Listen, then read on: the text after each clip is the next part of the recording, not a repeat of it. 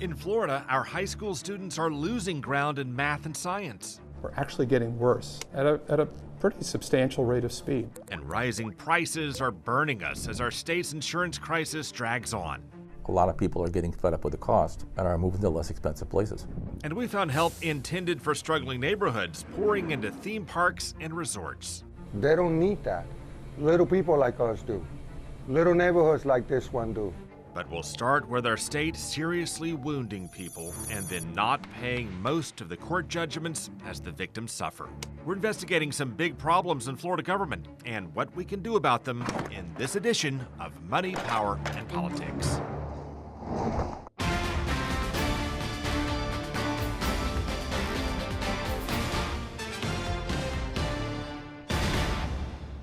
Well, I'm Craig Patrick. Thank you for joining us. All across Florida, families are suffering from serious injuries caused by our own government. And we discovered victims who won judgments to help them recover are not getting most of the money. They just want closure. Margot Legata and her daughter Faith are living in agony, and it's our government's fault. We're going on 4 years this year since our accident. In July of 2020, Faith and her father Mark took his motorcycle to Cedar Key for a daddy-daughter date. He took a couple of pictures of me doing stupid things. I was playing with a little ukulele. They had no idea what was coming. On their ride home, a state-owned tractor with a box blade jolted from the grass into the road just as Faith and her dad were driving through. She FaceTimed me from the ambulance, so I knew that she was okay. But she didn't know about him because she said that she was covered in blood and it was coming from her dad. Thankfully, Mark Legata survived that day. He's still a great dad and he's still here. Because at the end of the day, if I did end up losing him that day, I wouldn't have known what I would have done. But Mark spent 18 days in a coma. He had to go through 7 surgeries. And on the 7th, they amputated his leg. So they had to remove the leg. Otherwise, I would die. Mark was an Army veteran who served in Germany and maintained air conditioners for our troops in Iraq. That launched his career as a maintenance engineer, which ended with the loss of his leg. Financially, we took a big hit. The state's at fault and responsible for the crash. That part's not in dispute. And the Legatas agreed to a court settlement from the state of $2.5 million. But like others who settle or win judgments from our government, the state has not paid and may never pay most of the money. The bureaucracy. It just hurts. In state government, it does not matter how much you may win or agree to in court. Our state government caps payments for people they wrongly imprison or injure or kill at $300,000 per event. So it paid $300,000 to be split between Mark, Margot, and Faith, who broke her leg in 2 places in the crash. That's where my bone almost went through my skin. Right here, some screws, and then there's another screw. That's $300,000 split 3 ways, minus legal fees and Mark and Faith's medical bills. What did that leave you with? $58,000. And that's $58,000 minus the bills he still owes to state-run Medicaid for treating him. I still owe them now over $150,000. By that math, he's 6 figures in debt to the state for injuries caused by the state. It doesn't make sense. They're taking money that they're giving me back. Again, the settlement was $2.5 million. The state paid $300,000, which leaves $2.2 million, which will never get paid unless lawmakers pass what's called a claims bill. And that does not come easy, as State Representative Fiona McFarland discovered as she watched other claims bills fail. It breaks everyone's heart because these are terrible, sad cases.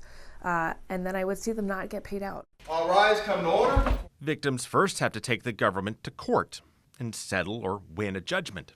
And if it's more than the cap, they then have to take their fight to the Capitol, where lawmakers often have their minds on other things. We're legislative. We're not used to hearing cases of wrongdoing and having to make a decision as to whether a person or a family is due a certain amount of money. That's not our role in government. So to try to get their attention, victims often hire a lobbyist, who then tries to line up a House sponsor and a Senate sponsor. If they clear those hurdles, a claims bill then has to advance through around 5 committees and then pass full chamber votes in the House and Senate. Then the governor has to sign it. And for the small number of claims bills that do pass, the lobbyist gets a cut of the money. No, that doesn't seem fair. There's a lot about government that doesn't seem fair, right? It takes 5, 10, even 15 years. Or sometimes never. Or never, exactly. Year after year, different lawmakers have tried to lift or expand the cap. And this year, Representative McFarland sponsored a bill to double the cap. We got very close to passing the bill this session. We made it almost to the full House chamber vote and the full Senate chamber vote. And I had wide support on each side. She'll try again next year. Oh, that was before I went overseas. I was training in Houston. And then I went to Iraq. Meanwhile, Mark's claims bill failed for the past 2 years. I pay my taxes. I do what I was supposed to do.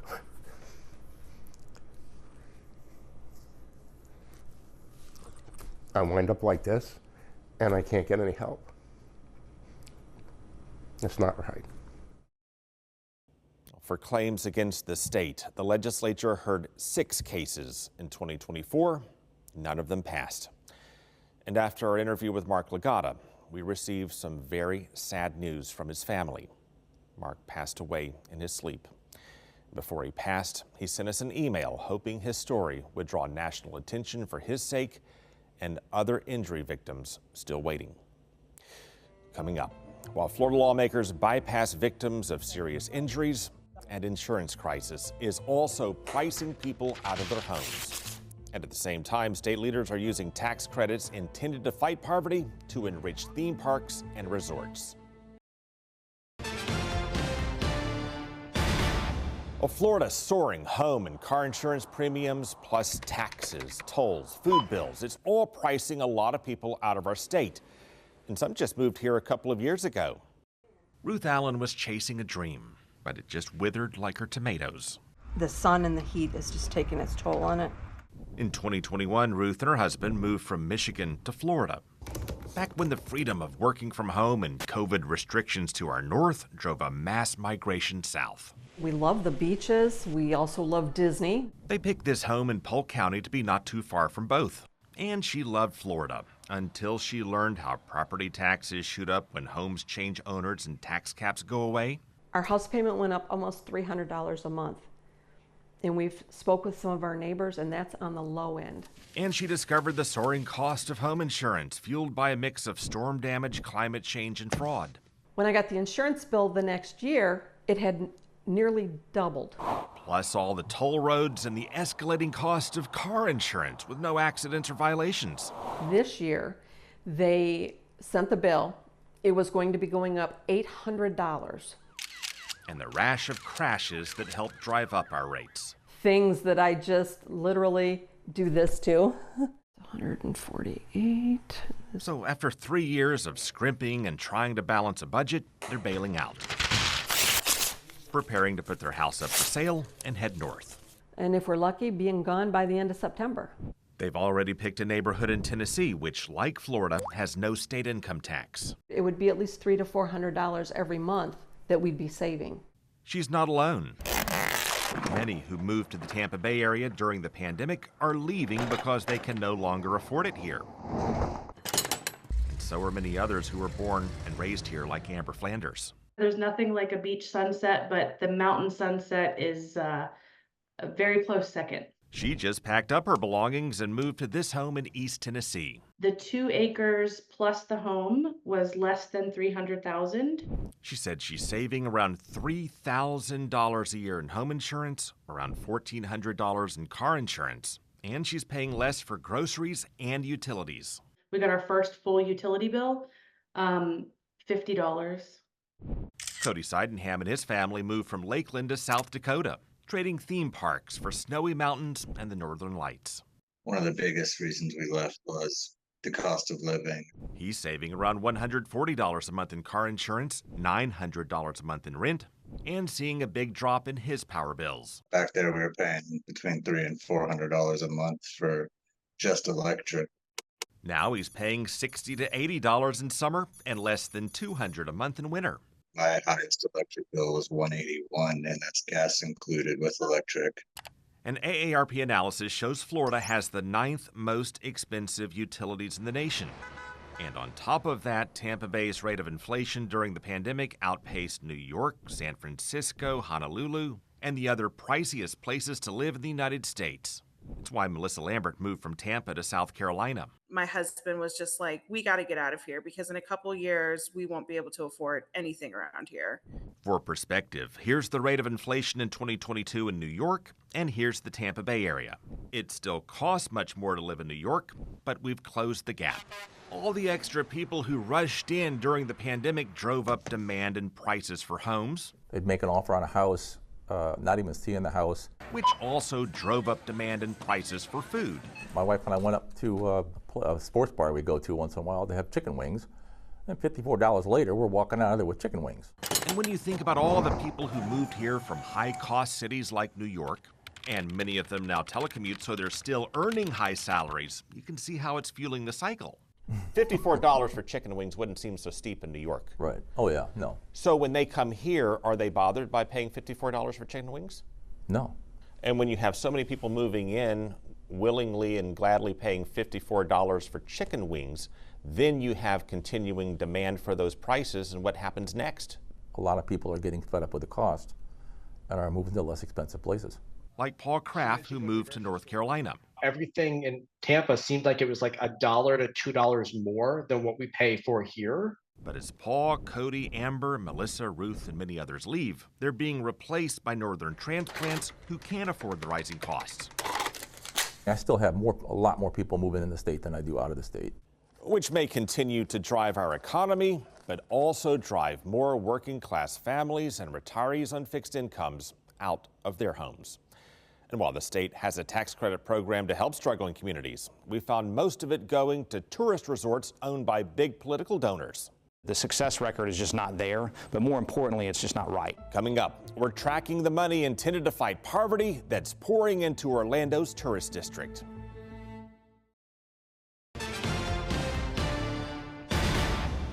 For the past 12 years, we've investigated a state program to fight crime and poverty that enriches theme parks and resorts. The Florida House tried to shut it down, but couldn't. Hector Ruiz is a Tampa cook who says his store is getting burned by the politicians of Florida. A lot of drug doing. Every now and then there's a little shootout. But the state does not recognize this North Tampa neighborhood as a blighted high crime zone. So his business and others here cannot get tax credits for adding jobs to help revitalize it. If you can't clean the neighborhood, the place is not going to grow. While the state steers much of the money intended for distressed communities into the heart of Orlando's tourist district. Clean, definitely clean. I can't get over how clean it is. Because Florida claims the same area it promotes as a magical, kid-friendly vacation spot is also a blighted high crime zone, at least for tax purposes. I walked around at nighttime. Not a problem. I feel safe with the kids. Republican state House leaders say this is wrong. The success record is just not there, but more importantly, it's just not right. And leading Democratic state lawmakers say it's wrong. Exploiting this tax program that was supposed to address community blight. So how did this happen, and why won't they change it? We've allowed these programs to exist with no sunset provision and continue even when we know they're not actually working. More than 25 years ago, state lawmakers thought they could clean up crime and blight by giving tax credits to companies that stay there and hire people. Under the law, cities draw and submit zones that chronically exhibit extreme and unacceptable levels of poverty, unemployment, physical deterioration, and high crime. Former State Senator Jim Hargret sponsored this, and he's our tipster who first told us it's being abused. They should feel ashamed. On one hand, cities like Tampa, St. Petersburg, and Lakeland drew relatively small zones, which is how some streets just outside the boundaries can miss out. But the city of Orlando made its blighted high crime zone some 20 square miles. I actually never really think it was drawn correctly.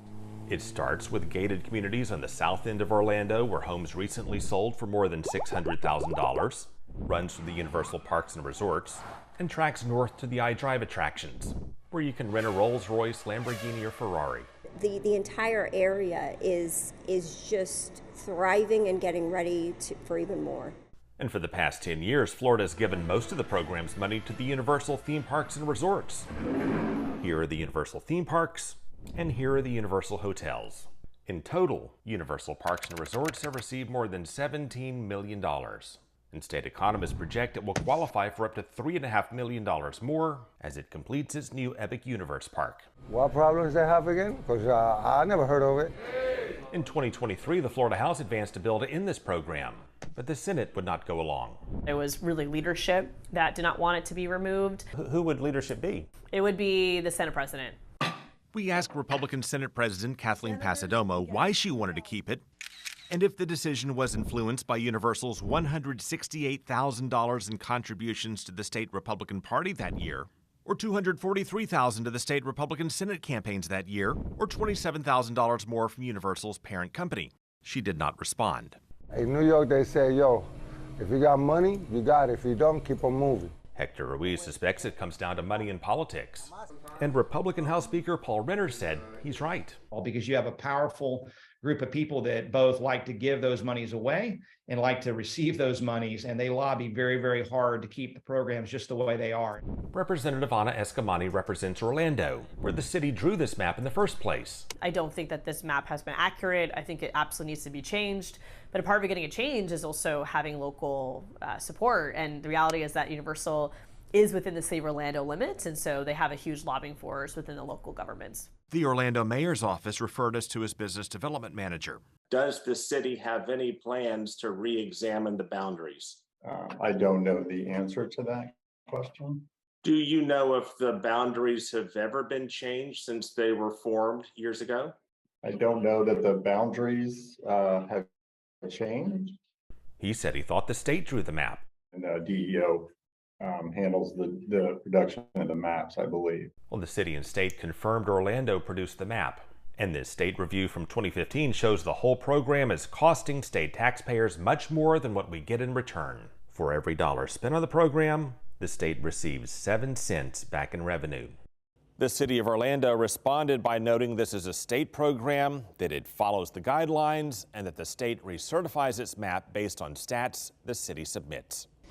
Well, coming up, we'll investigate Florida's sliding test scores in middle and high school and how state leaders could address it.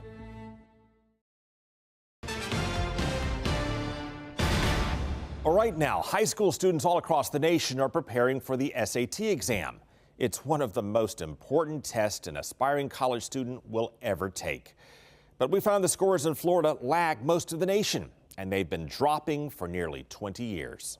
So when you're calculating the acceleration, Dr. Paul Cottle is a Florida State physics professor, which makes him an expert in how things move. divide this total force. And he says Florida high school students are moving backwards. We're actually getting worse at a pretty substantial rate of speed.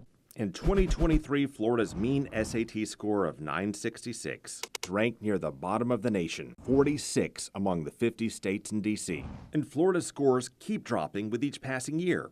SAT scores peaked in 2005 under Governor Jeb Bush, and they've been sliding ever since. This really is important that kids learn how to read and learn how to calculate math in a way that allows them to live a life of purpose and meaning. And right now, that is at risk. Now, Florida does have a higher percentage of students taking the SAT than most states. Around 90% take it in our state. So it's not fair to compare Florida to all the higher-ranking states. But look at this. In math, among the dozen systems that have at least 90% taking it, Florida still ranks behind all of them except New Mexico and West Virginia. And Florida trails the Washington, D.C. school system, which requires all of its students to take the test. We're in trouble. Now, compare Florida's mean score of 966 to what's needed to get a Bright Future scholarship, and compare it to the mid-range scores for admission to USF, UCF, FSU, and the University of Florida. The long-running slide in SAT scores may be costing our kids much more than they or their parents may know until it's too late. And that brings us to what may be causing this and what we can do about it. You say, let's talk standard deviations, and they say? What's that? And which one was inverse, which one was direct? Jonathan Andriadakis is a private SAT math tutor. So now we're left with y squared equals 0. He says the SAT covers some things that a lot of students don't learn in Florida public schools, and he says that's part of the problem. Statistics makes up about 5 to 15% of SAT questions, and there's no requirement to take any statistics courses in Florida high schools. But the issue may go much deeper than that. Other national tests show Florida excels in teaching kids through much of elementary school. But while Florida beats the national average in fourth grade tests, it then loses ground and trails the national average by the time students reach 8th grade. The Florida Teachers Union ties part of that to Florida's focus on preparing students for other standardized tests as the years progress. In kindergarten, first and second grade, there are no high-stakes tests. And without those high-stakes tests, teachers often have more flexibility to meet the needs of students. He said a teacher shortage could also contribute to declining test scores, especially with the need for higher-level math and English teachers. When we have thousands of vacancies around the state, you end up in a situation where you have hundreds of thousands of students not having a highly trained, professionally trained teacher in front of them. Dr. Cottle says that relates to teacher pay. If you have a job, even if you love the job, and it's not paying you enough to start a family, you're going to have to leave. The nonprofit data analyst USA Facts tracked which states pay teachers the most and least when adjusted for cost of living from 2021 to 2022. And as we scroll down the list of states from high to low, it shows Florida ranks last. The Florida Department of Education did not respond to our request for an interview. Well, thank you for watching our investigations of public education and state government. We'll have much more in the next edition of Money, Power, and Politics.